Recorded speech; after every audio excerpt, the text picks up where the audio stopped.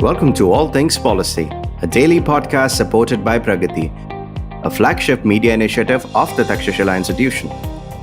We're a bunch of policy nerds based in Bengaluru, and we like to bring a fresh perspective to Indian affairs and an Indian perspective to global affairs. So grab a cup of coffee, sit back, and join us for today's chat.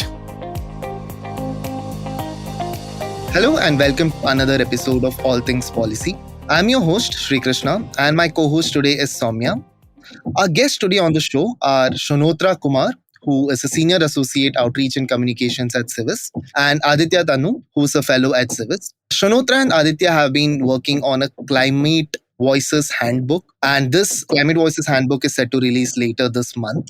So essentially, this handbook talks about how to participate in public consultation, specifically in the environment and climate change domain. So today we'll be talking to them about how exactly do public consultations work in the country? How can people who are interested in making a difference at a policy level can engage through the means of public consultation with the concerned authorities to bring about the changes in the law and policy that they seek to? This Climate Voices Handbook, once it is released, I'm sure it will be available for all, will act as a go-to guide for anyone who wants to make a difference in environmental lawmaking. So if that is of some interest to you, hang on and listen to us discuss all details in it today. So welcome on the show, Shonnotra and Aditya. Great to have you here.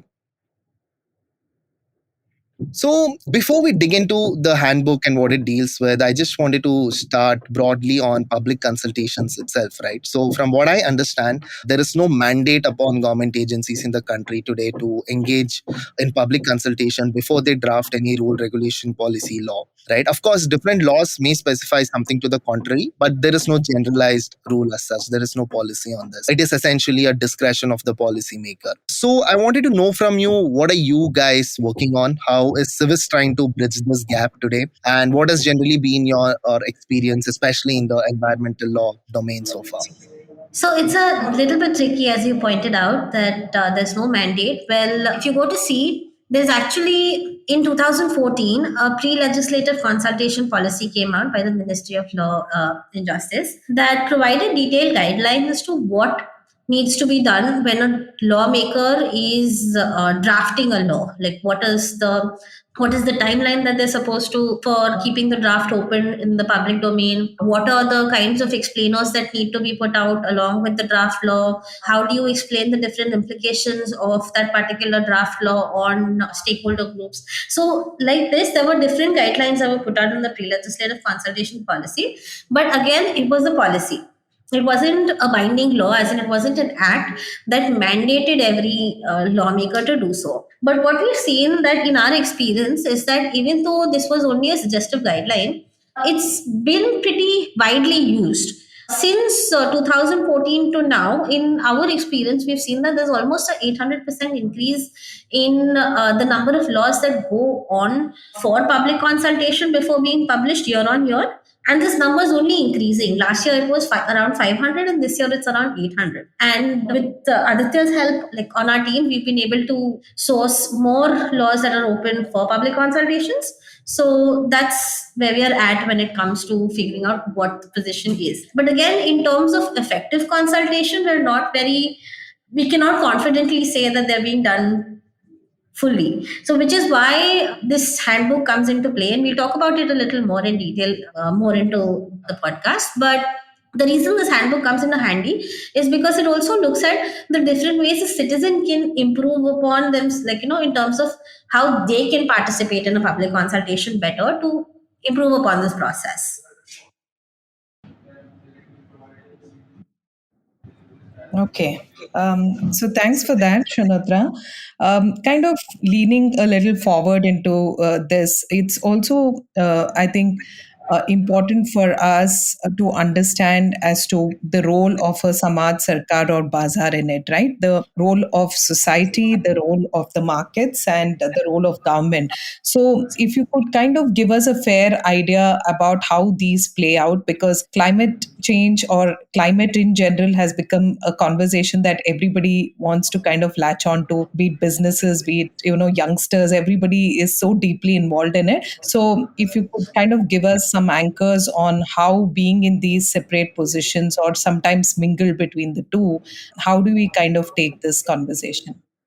So I'll answer that question by giving you a little more context into why we actually came to choose climate. We wanted to create a handbook on participating in public consultations, but the reason why we chose climate, and will answer your question as to how the three Samaj Sarkar and Bazaar link in. A year ago, we did this exercise where we looked into all the public consultations that were being conducted by the government and categorized them into different thematic areas: urban affairs, health, environment, information technology, different other things, education, and whatnot. And what we found out from that, and also another thing that we did was also we saw that on our platform, where is it that citizens are giving their feedback the most? Under which head was it? So we realized that the top five ministries and departments that were actually putting out the most number of consultations were, one of them was environment, and environment being the first one. Also because there's environment ministry does have a mandate to put out public consultations, and they'd been following it, and they happen to be one of the top departments to be pushing public consultations. And on the citizen front, we saw an organic interest amongst users on our platform in participating in public consultation and wanting to understand laws and policies more. Even till date, we see a good amount of traffic coming on consultations that have already been closed, but to come and understand the subject matter better, to understand how a particular consultation played out, and looking at these two data points, we decided to come up with a document that looks at not just like defining what public consultations are and what role citizens, civil society, media, and different other stakeholders play, but also like to look at it from the lens of how is it that you can make a difference in the climate change domain? Like, how can you mitigate climate change? Right. And I also want to ask you a very simple question, right? So, even before I pick up your handbook, why should I, as a citizen, be concerned about engaging in a public consultation? In the sense, I'm sure there are enough experts out there, think tanks out there, bunch of very, people who are established in the field who are already providing their views. I hope the government is consulting such people already. So, in that sense, as an individual citizen, how much difference can I really make? So, yeah, the simple question is, why should I even engage in this? Yeah, so very interesting question, and like something that we often ask ourselves and have asked ourselves during this whole process of making this handbook. So, something that I would say differentiates a citizen's role from, let's say, a government or your bazaar, which is your industrial bodies or your corporates where they have new projects coming up. So, I would say, one important distinction that a citizen makes is the kind of feedback that a citizen gives very greatly differentiates from any feedback received either from government stakeholders or from industry stakeholders. Like, just hypothetically assume in whatever area you're living in, let's say there's a new industrial project coming in that probably draws more water from your like water source. It could be a river, it could be a lake. There are going to be widespread implications where the running water that you get to your residence is going to decrease over the next coming months. The whole landscape surrounding your area is going to change, both in terms of pollution, infrastructure, and a lot of pollutants just coming in like very close to residential areas where citizens are living in. There's another added point here, which through our work while preparing for this handbook and from our experience in facilitating consultations has been that citizens generally have a varied range of feedback.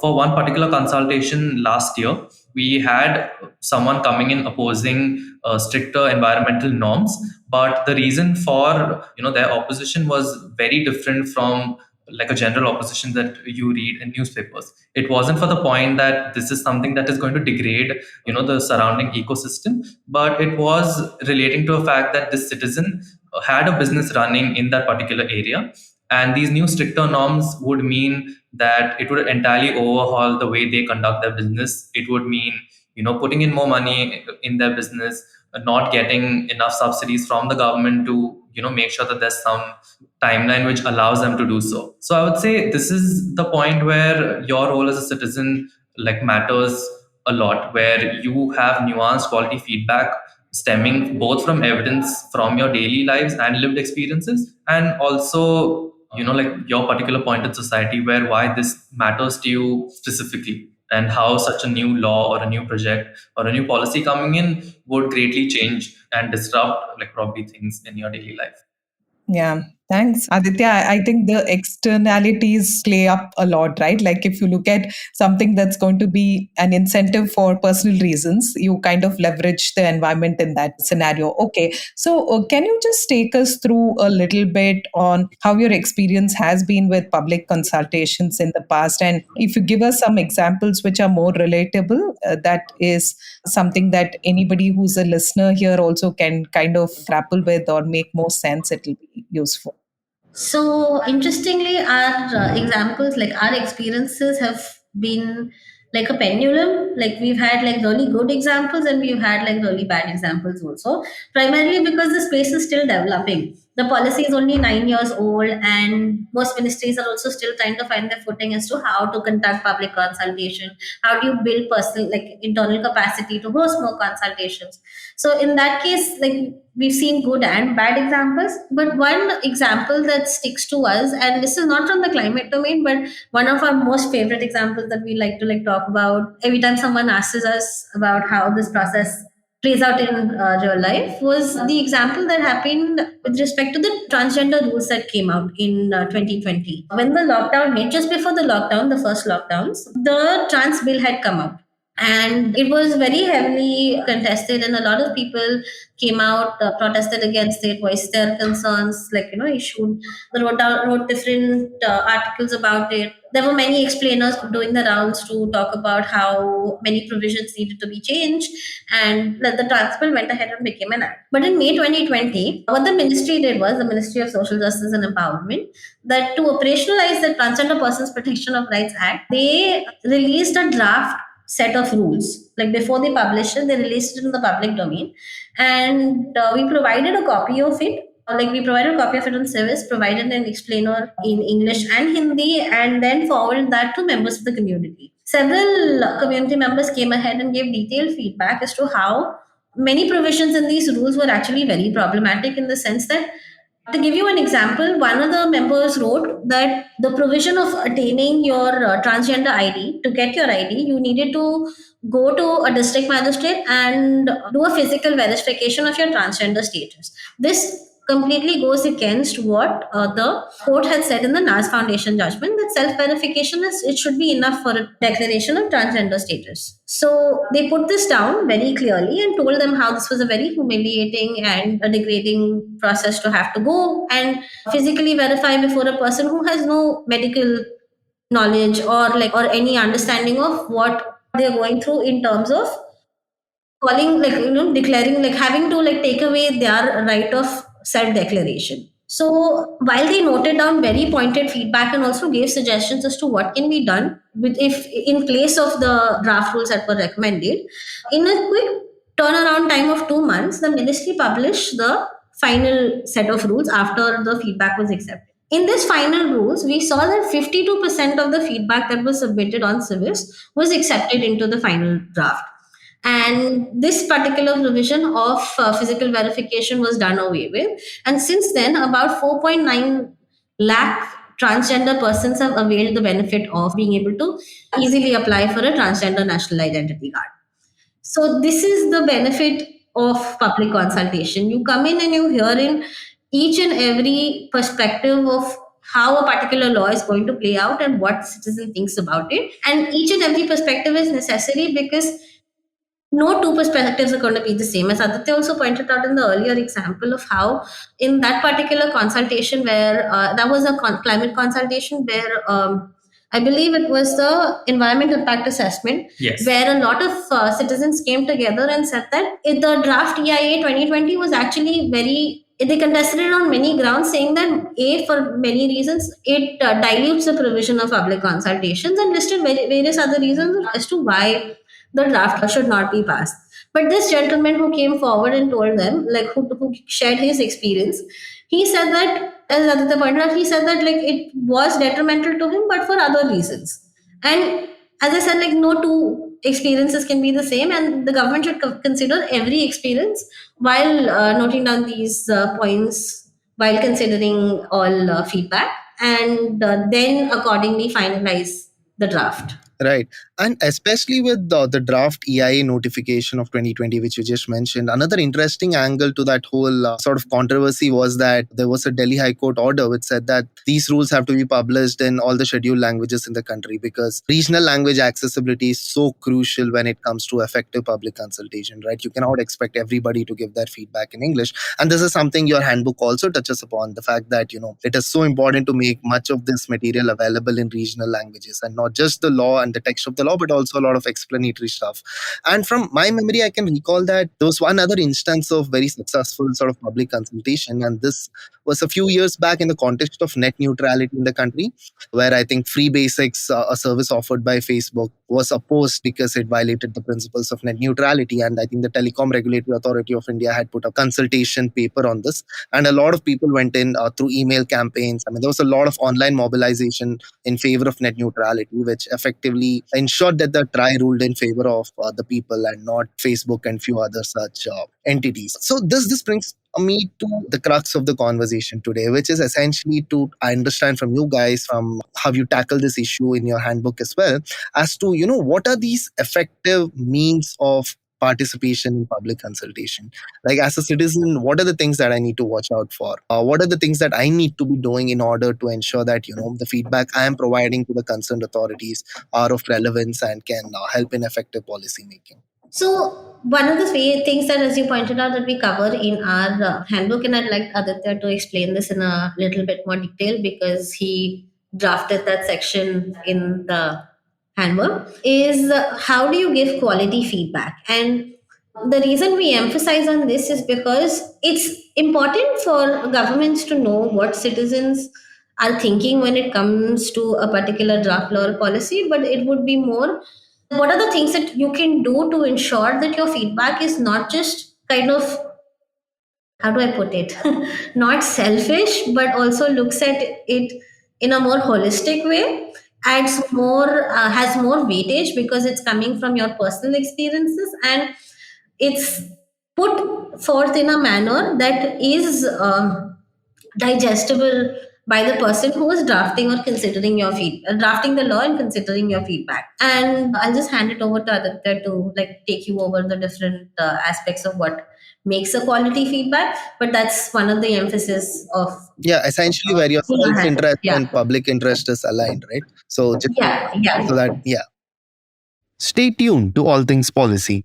We'll be right back after a short commercial break.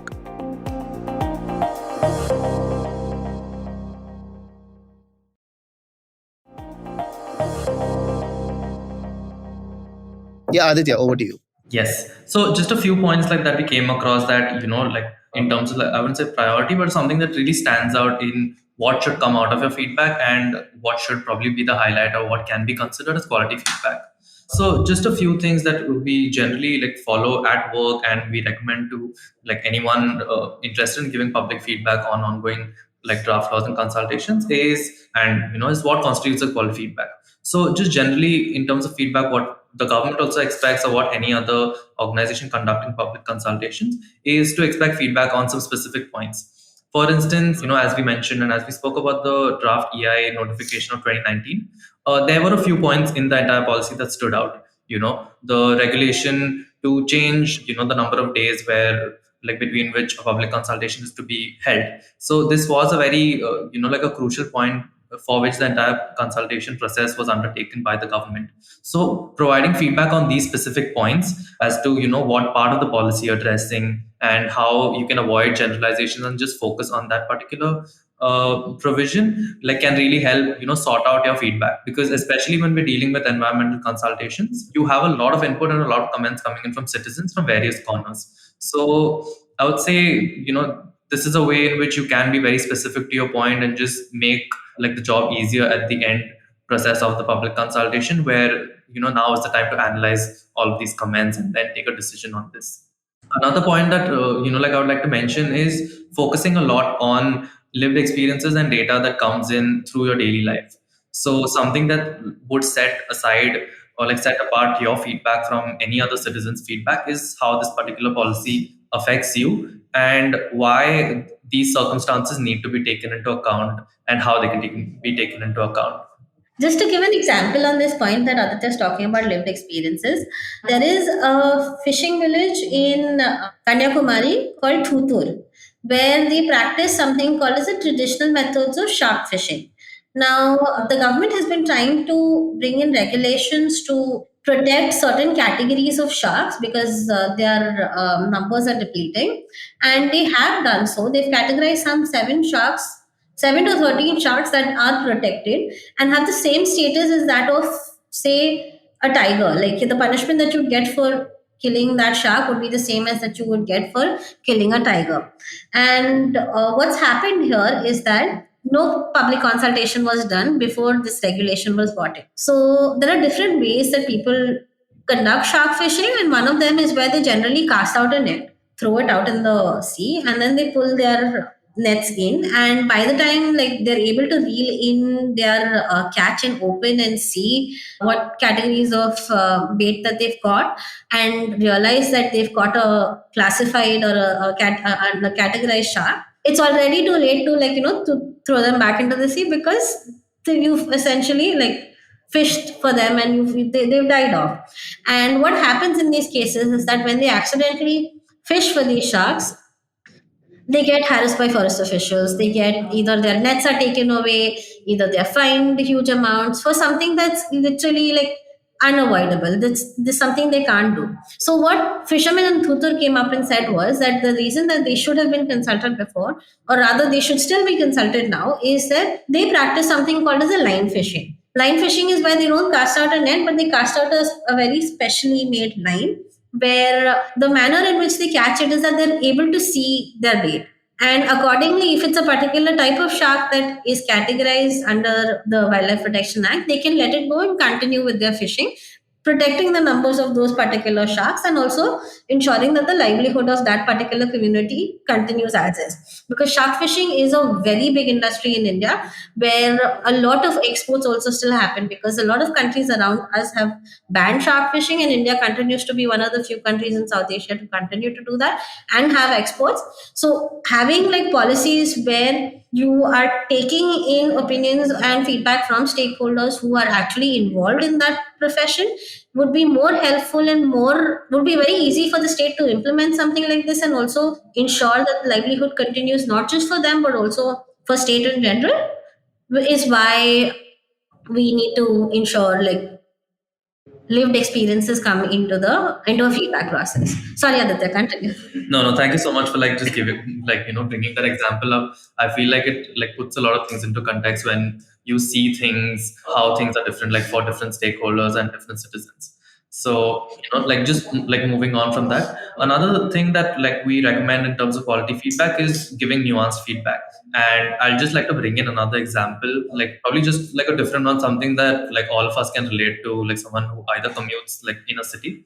So like this is specifically regarding like a draft notification that was brought up for, I think, the pollution control rules in Delhi, something that relates like with the Motor Vehicles Act. So there was a draft notification like in Delhi where you personally needed to carry your pollution control card like with you when like you're on your vehicle and when you're using it. And so like one of the feedback that we like received from a resident of Delhi was that that this particular change in policy comes off from a very bureaucratic end, where you don't know how things probably work out on the ground, and why such a new addition is, I would say, infeasible or impractical, and like causes more like inconveniences to like every citizen.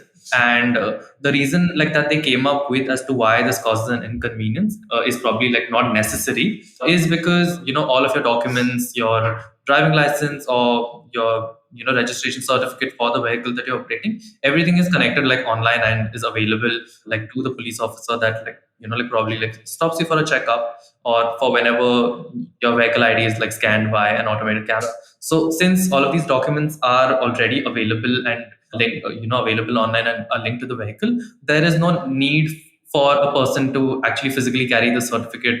And like they do need to keep renewing it, but there's no requirement for you to carry it, given that the government already has access to this information. So something like this, like given that all of these draft rules and notifications, especially even in the environmental domain. We've seen a lot of consultations coming through, not just by the Ministry of Environment, Forest and Climate Change, but also by other regulators. So given that every different ministries are now opening up laws and policies that relate to climate change and environment, getting this feedback from citizens that have a first-hand experience of dealing with these laws in action, on ground, where they interact with these laws on a daily basis, can help public officials better understand about how these laws work on ground and what changes are necessary and what aren't. Right. Yeah. I mean, just a general comment. I think it's also very important for public policymakers to get feedback from the people to whom the policy applies. It's as basic as it gets, right? And that's especially in the context of amendments to existing laws and regulations, because there are so many changes which are brought about by government authorities every other day in different domains. And only if like a feedback process existed which made sure that these amendments, these modifications, these improvements, because nobody gets public policy right at the first instance, so it's a continual process. So it is all the more essential that any change, any modification in the future is based on a solid consultative feedback mechanism. Yes, the Environment Ministry actually has a mandate where they included in their environment protection rules, which is Rule 5, I think, if I'm not wrong. They made it mandatory to get stakeholder feedback and open their draft policies for a period of 60 days before final publication. And which is why we see a greater number of consultations coming from the Environment Ministry, and also equally a greater interest from citizens in participating in this space. Yeah, and the other thing I just wanted to know from you guys what your thoughts are on is, public consultation. One way is, of course, directly engaging with the authorities whenever they make a call for such comments on documents, comments on policies and rules, draft regulations, and such. The other way is also about inspiring your other co-citizens to make effective and take meaningful steps towards this goal. So how do we do it? I think one example that you cite in your handbook is of the youth, many youth forums in Chennai during the discussions on the Chennai climate change action policy actually used very innovative methods, including things like making Instagram reels, explainers which actually targeted the Gen Z, they targeted the millennial crowds, who I believe are very much concerned about climate change or very much concerned about what the government is doing about it, but they may be unaware as to how to access the means to engage in these issues or to engage in climate action. So what are your thoughts on that? As I said earlier, right, like this is a very new space. It's only been 9 years since PLCP was passed, and we're still trying to figure out the different ways a public consultation is conducted and how citizens interact with different types of consultations, whether you put out an explainer, whether you put out just the draft policy, how do people see each type of documents that are published by departments.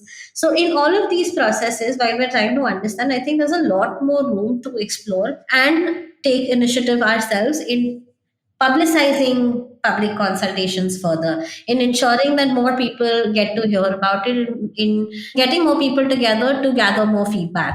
So, and we go into detail in the handbook about this, and we'll just touch upon a few points. Is that yes, the thing that you pointed out about social media, we've seen many youth networks in Chennai, Delhi, Mumbai, and a few other cities who've come together to just either collate different resources that are available and make them public, or even help create, like partner with different people and create different resources to break down a particular public consultation. This one particular collective in Delhi, Youth for Climate India, what they did during the environment impact assessment notification consultation is that they collected all the resources that they could find on the draft EIA notification and hosted webinars. This also happened in the middle of the pandemic, right? So they hosted webinars where they just had like open discussions about what different people thought about the draft EIA, what are the points that they should know, what are the different articles they can read. It's just a very open conversation on how they can help share resources with each other to be able to better understand the policy and share feedback. So that's one of the things that social media has been a very important tool for a lot of young people. Some other ways, Aditya, would you like to touch upon some other ways? Yeah, another way that I would just like to bring up is just encouraging a general sense of advocacy within communities and within the networks that you are present with. And this means just generally encouraging community members and your friends, your family members, just generally to participate more or interacting more with laws.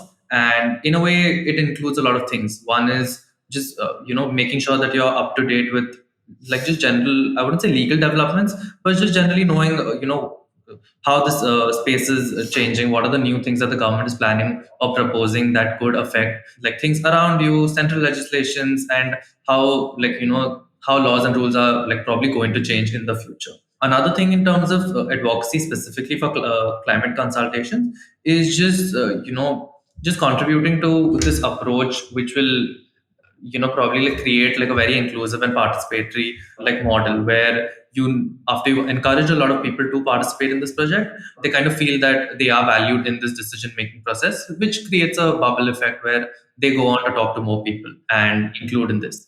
And something that like we've seen during our research like for this particular handbook about like how the general like public consultation landscape has been for environmental laws and policies is that there has been a lot of community action and advocacy movements. They might or might not be linked to a specific public consultation process, but they do relate to certain projects that have been undertaken in a particular area. And there are a lot of examples of very successful community movement. One such example like that comes to mind is there. This is in the Devbhoomi district of Gujarat, where you have a lot of like farmers protesting against like a polluting bauxite refinery, where you have this refinery in a close vicinity of a lot of farms, and because the refinery has not like taken in like safety precautions, all of the pollutants just land up on the crops, like destroying the annual yield. So like these group of farmers just created this awareness about why this problem like is affecting their crop and their yield, and they made these facts and they collaborated and reached out to a lot of like grassroots organizations as to what they can do in this particular instance. And once that happened, this led to like mass awareness amongst the farmers and the villagers, and they were able to take this issue up with the local authorities as to why under the whole, I would say, the Air Pollution Act, why this is a violation and why this particular action needs to be intervened by the local authorities. And like as an example of a successful community action, like community movement, it did eventually lead to the bauxite refinery like being completely like the operations being completely halted because they were in violation of these provisions. So I would say this general sense of advocacy like just relates like both to things that like probably would cause inconvenience to citizens and also to the entire public consultation process. Right. Or one can just head over to the website civis.vote, where you guys offer the platform for citizens to give their comments on draft laws and policies, which then you guys painstakingly collate and send it over across to the concerned authorities, right? Anyway, thank you for that, Aditya and Shonnotra. Sowmya, any concluding Really? questions from you? Yeah, I have one last question. I feel we've moved from a very fuzzy phase of climate change where there was panic, there was confusion. Is this really happening? Is it true? Or this is bloated kind of phase to, I think, a lot of youngsters taking on, academic courses to understand this better, or looking at even say a corporate or RWAs plunging into it, right? So there are interest groups, there's a whole lot of NGOs working on it. So do you see a lack of anything that could be done by these entities that's missing, or you feel there are efforts but there's duplication of things or probably misinterpreted in a way, right? Like, because a lot of times, because we're not equipped with enough of knowledge, we might be thinking that this is the way to go about it, but may not be aware of a platform like Civis. So I'm just thinking aloud, if these entities could play a better role, if you see a lack of something that you could point out, or if you've seen more good stuff coming, then should the nonprofits or even corporates or individuals take on more of something that you've seen working? So, Sowmya, the perception which we also had before we started working on this is that a lot of people tend to work in silos, and this was something that was completely shattered when we started working on it. So a big part of before we started like working on the handbook is we spoke to different organizations, youth activists, media persons, civil society organizations, and tried to understand how their experience has been in gathering feedback or participating in public consultation, either at an individual level or a community or an organizational level. And what we found out in this process is that they don't work in silos. They're all very much interlinked and they all very much rely on each other to help further the space. Yes, like efforts are not as much as they should be because of individual capacities. Because, as I said, like I gave you the example of Youth for Climate India. What they're doing is that they're trying to reach out to everyone who's creating resources and like pooling it together and forming something called as the Climate Library in Delhi. And that does not happen in isolation, right? That happens only when many people come together and are able to pool in resources, are able to pool in knowledge from different parts, able to verify and vet what's being put out on what public consultations are, how do you go about participating in them, what are the different issues of a particular draft law and policy. So this is something that we were very like pleasantly happy to see how people are working, and we have mentioned a lot of these examples in our primer as well. In fact, if you once the primers launch, and I'd encourage like everyone to go ahead and take a look at it, because after every point that we've stated about anything, whether it is about giving quality feedback or about engaging with different organizations or about media persons trying to publicize consultations, we've given examples of how that has played out in real life. And those examples help give context to how these three stakeholders, that is the citizens, the civil society and media, have been working together to further public consultations. Again, it's at a very nascent stage, but more efforts being pulled together will hopefully take this in the right direction, and it's already in the right direction. It will just amplify it even more, and we're hopeful that this guide will help in that process. Thank you. Yeah, thank you so much for joining us on this conversation today. So, Climate Voices will be releasing on the April 22nd, right? Yeah, so I urge all our listeners to go to Civis's website, check out the Climate Voices handbook, which is a go-to guide for anyone who wants to make a difference in environmental lawmaking. And thanks to Aditya's efforts and Shonnotra's efforts, this has come to fruition, and we wish you all the best. One final point to add, the Climate Voices handbook is going to be available to download through our WhatsApp chatbot, and we will be putting out more information on this very soon. All you will have to do is send us a message on WhatsApp called Climate, and it will be available to download either in English, Hindi, Marathi, Kannada and Tamil. Oh, that's fantastic. Interesting. Okay. That's nice. Sure. Anyway, congratulations on your effort, and thank you for joining us today. Thank you. Yeah. Thanks, Shri.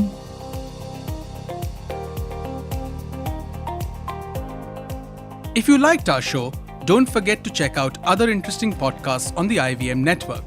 You can tune into them on the IVM Podcast app, ivmpodcast.com, or wherever you listen to your podcasts. You can also follow IVM on social media.